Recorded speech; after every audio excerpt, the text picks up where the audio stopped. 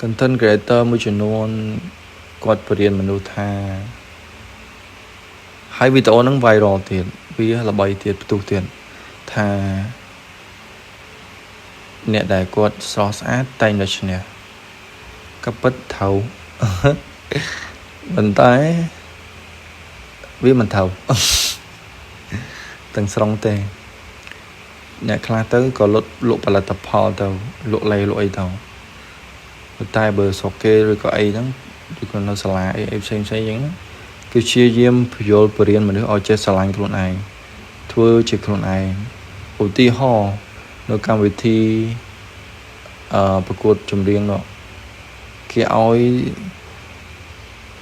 យើងធ្វើជាខ្លួនឯងកុំត្រាប់តាមសម្លេងគេឲ្យរកភាពជាខ្លួនឯងចឹងហើយវាមិនខុសពីសម្រស់អីទេអញ្ចឹងសម្រស់វាតាក់ទាញវាឈ្នះដោយភ្នែកប៉ុន្តែដើម្បីរក្សាឲ្យមនុស្សដែលតាក់ទាញចូលមកក្នុងបន្ទប់នេះដែលយើងជាទ្វាដែលតាក់ទាញចូលហើយនេះដើម្បី keep that person យើងត្រូវតាមានរឿងច្រើនទៀតគួរពិចារណាជាតចរិតភាពស្មោះត្រង់មិនកុហកមិនលួចលាក់ចេះរកស៊ីចេះអីចឹងណាមានច្រើនទៀតវាហើយការដែលស្រឡាញ់ជាខ្លួនឯងជាខ្លួនឯងជួយល្អអ្នកនៅបរទេសគេអត់ចូលចិត្តចឹងឯងគេចូលចិត្តទំនុកចិត្តហើយនឹងភាពជាខ្លួនគេអាហ្នឹង